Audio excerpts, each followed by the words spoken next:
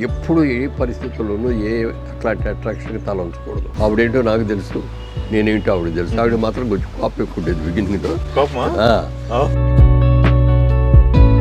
అప్పుడు అనుమానం వచ్చింది, మా ఆవిడికి తెలిసిందేమో, మా ఆవిడికి తెలిస్తే ఎట్లా ఫీల్ అయ్యి ఉంటుంది. మధుబిందు మీ నాన్నగారి జయచిత్ర పెళ్లి చేసుకుంటున్నారట కదా, ముందు లీగల్ నోటీస్ ఇద్దాం, లాయర్తో మాట్లాడి నోటీస్ ఇస్తారు. రెస్పాండ్ కాకపోతే అప్పుడు కోర్టులో వేద్దాం కేసు. సినిమా ఇండస్ట్రీకి వద్దామని అనుకున్న రోజులు సెటిల్ అయిపోయాం, వేషాలు బాగా వస్తాయి. విజయవాడ బిజినెస్ క్లోజ్ చేసేసి హైదరాబాద్ చెన్నై వచ్చేద్దాం అనుకున్నప్పుడు నేనే సెల్ఫ్ ఇంపోజ్ చేసుకున్నా కొన్ని కండిషన్స్. ఏమిటంటే నాకు పెళ్ళి అయిపోయింది, 2 పిల్లలు ఉన్నారు. సినిమా ఇండస్ట్రీలో బోల్డ్ అయిన అట్రాక్షన్స్ ఉంటాయి. ఎప్పుడు ఏ పరిస్థితుల్లోనూ ఏ అట్లాంటి అట్రాక్షన్కి తల ఉంచకూడదు. నెంబర్ 1. నెంబర్ 2, అక్కడ డ్రింక్ ఎక్కువ తాగుతారు, పార్టీలు. డ్రింక్ ఎక్కువ అంటే అకేషన్స్ చాలా వస్తాయి. వాళ్ళ సినిమా రిలీజ్ అవుతుందండి, ఆ సినిమాకి ఇదండి అని చెప్పడం ఓ ఫంక్షన్. సినిమా హిట్ అయిందండి ఓ ఫంక్షను. సినిమా ఫ్లాప్ అయిపోయిందండి, అసలు ఈ బాధ ఎలా భరించాలో తెలియట్లేదండి, మళ్ళీ ఓ పార్టీ. ఇట్లాంటి చాలా అకేషన్స్ ఉంటాయి. మాయే కాకుండా ఇతర పార్టీస్ వాళ్ళు పిలుస్తారు, మేము వెళ్తాం, మా పిలుస్తాడు. తాగకూడదు, సినిమా ఇండస్ట్రీలో అంతవరకు తాగకూడదు. ఇవి మీరు పెట్టుకున్నారా? నేను ఆవిడ కూడా తర్వాత చెప్పాను. నేను తర్వాత చెప్పా, కానీ ముందు నేను అనుకున్నప్పుడు ఇట్లా జోదం ఆడకూడదు, ప్యాకెట్లు ఆడకూడదు, రేసులకి వెళ్ళకూడదు అని కండిషన్స్ నాకు నేనే ఇంపోజ్ చేసుకొని తర్వాత ఒకరోజు చెప్పాను. ఇది ఈ జయచిత్ర ఇన్సిడెంట్ రాకముందు. అక్కడి నుంచి నాకు తెలుసు, నా మనస్తత్వం పూర్తిగా తెలుసు. ఆవిడేంటో నాకు తెలుసు, నేనేంటో ఆవిడ తెలుసు. ఆవిడ మాత్రం కొంచెం కోపం ఎక్కువ ఉండేది బిగినింగ్లో. ఏదైనా అంటే మాత్రం ఏమండే మీరు అలా చెప్తే నేను ఒప్పుకోను. అది ముందు అసలు ఇట్లా ఏళ్ళు చూపించడం మానేది. నీకు ఏమైనా చెప్పదలుచుకుంటే ఇంటికి వచ్చిన తర్వాత స్నానం చేసి భోజనం చేసి పడుకున్న తర్వాత మురళీమోహన్ గారు ఏమైనా పిలిచి పేరు పెట్టి పిలుస్తారా? ఏమండి అంటారా? ఏవండి తక్కువ, ఏమండి తక్కువ. ఓకే, సార్ అంట లేదు మురళీమోహన్ గారు. అట్లా చెప్పేసేవాళ్ళ? చెప్పేసేవాళ్ళు. చెప్పిన తర్వాత ఈ ఇన్సిడెంట్ జరిగింది, పోలీసులు వారు చెప్పి వెళ్ళిపోయారు. అప్పుడు అనుమానం వచ్చింది, మా ఆవిడికి తెలిసిందేమో, మా ఆవిడికి తెలిస్తే ఎట్లా ఫీల్ అయ్యి ఉంటుంది అని అనుకుంటా. సాయంత్రం 9 దాకా షూటింగ్ అయింది.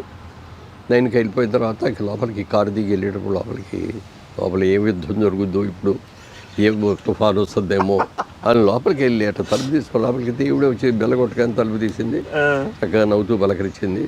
ఏం లేదు, ప్రశాంతంగా ఉంది. ఓహో ఇదేం లేదు, గొడవ లేదు, శుభ్రంగానే ఉంది అని అనుకున్నాను. స్నానం చేశాను, భోజనం చేశాను. పడుకున్న తర్వాత విజయ వాళ్ళకి ఇన్సిడెంట్ జరిగింది, పేపర్లో నా గురించి ఇట్లా రాశారు అని తెలుసు అంది. నీకెవరు చెప్పారు అన్న? మాకు ఘనసాల గారి ఇల్లు అనమాట, అది మేము ఉన్న ఇల్లు. ఘనసాల గారేమో వెనకింట్లో ఉండేవారు, మాకు ముందు ఇల్లు. వాళ్ళు వచ్చి చెప్పారంట, ఏమంటే ఇట్లా మురళీమోహన్ గారి గురించి పేపర్లో వచ్చింది, నేను పెద్ద పేపర్ వాళ్ళ దగ్గరే ఉంది, పేపర్ కూడా చూపించి ఇది చేశారు. మరి దీనికేం మరి ఆవేశంగా రాలేదా, లేకపోతే ఇదే ఉండేదా అన్న? మీరేంటో నాకు తెలుసు, మీరు ఎంత ఇదిగా ఉంటారో నాకు తెలుసు, అలాంటివన్నీ నేను నమ్మను. వాళ్ళకి అదే చెప్పాను, నేను నమ్మను మామూలు అండర్స్టాండింగ్ అని. ఇంతే కాదండి, వాళ్ళ స్కూల్లో మా అమ్మాయి ఏమో అక్కడ శారదా విద్యాలయం చదివేది, బాబు ఏమో రామకృష్ణ మిషన్ వాళ్ళ స్కూల్లో ముందు వాళ్ళ దాంట్లో చదివేవాడు. మా అమ్మాయిని ఇంకో క్లాస్ పెట్టి అడిగిందంట, మధుబిందు మీ నాన్నగారి జయచిత్ర పెళ్లి చేసుకుంటున్నారట కదా, నిజమేనా అని అడిగింది. చేసుకుంటున్నారు, పెళ్లికి పిలుస్తారు, వస్తావా అన్నట్టు. చాలా కోపం వచ్చి క్రూషం వచ్చేసింది, అమ్మాయి ఇట్లా అడిగాడు అని అది చెప్పింది. ఇట్లా అన్నారండి అమ్మాయి అంది. రోజు రాత్రిపూట 11, 12 విధంగా వ్యాపరింగ్గా ఉంది ఆ రోజున. ఫోన్లే మా అమ్మాయి కూడా ఇట్లా బాగుంది, ఈవిడ ఇదేనే ఉంది అనుకున్నా. పడుకున్నాను. పొద్దున్నే లేచిన తర్వాత తను వచ్చి స్కూల్కి వెళ్ళబోతే అప్పటికి రెడీ అయిపోయింది. వస్తే చాలా థ్యాంక్స్ అమ్మా, లేకపోతే ఏంటి అన్నగారు మీ గురించి ఆ అమ్మాయి అట్లా మాట్లాడుతుందా, అందుకే గట్టిగా సమాధానం చెప్పాను. సూపర్. ఆ విధంగా అయింది. అయిన తర్వాత అప్పుడు విజయపాపిరెడ్డి గారు మేమందరం ఒక్కరి నుంచి వచ్చాము, ఆయన నా ప్రొడ్యూసర్ కూడా. ఆయన దగ్గర వెళ్ళి బాపిరెడ్డి గారు ఇలా జరిగింది, ఏం చేయాలి ఇది అన్న. సినిమా ఇండస్ట్రీలో ఇవన్నీ మామూలు, వాటి గురించి పట్టించుకోకూడదు, అస్సలు పట్టించుకోకూడదు అన్నాడు ఆయన. ఎలా పట్టించుకోవాలి లేకుండా ఉంటాడు.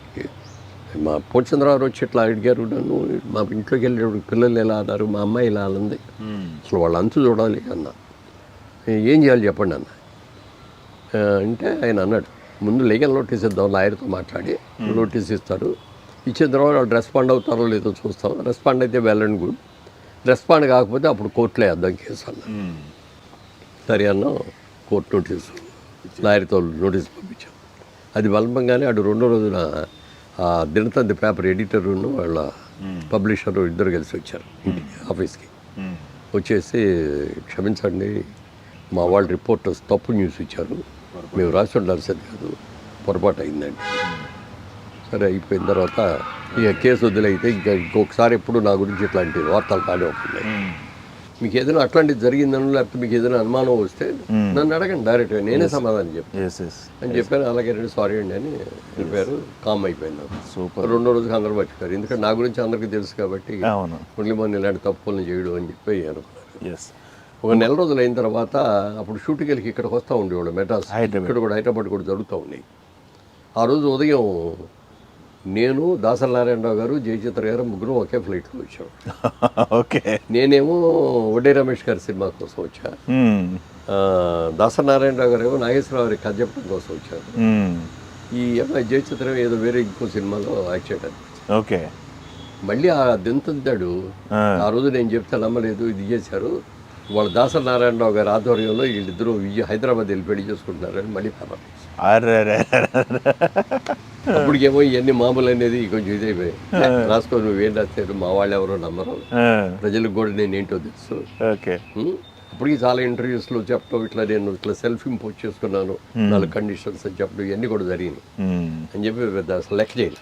అప్పటి నుంచి ఈ రూమర్స్ అనేది ఇంకా అసలు ఈ 3-4 వచ్చినాయి కానీ అట్లాంటి ఎన్ని ఎవరు అసలు ఎవరు నమ్మ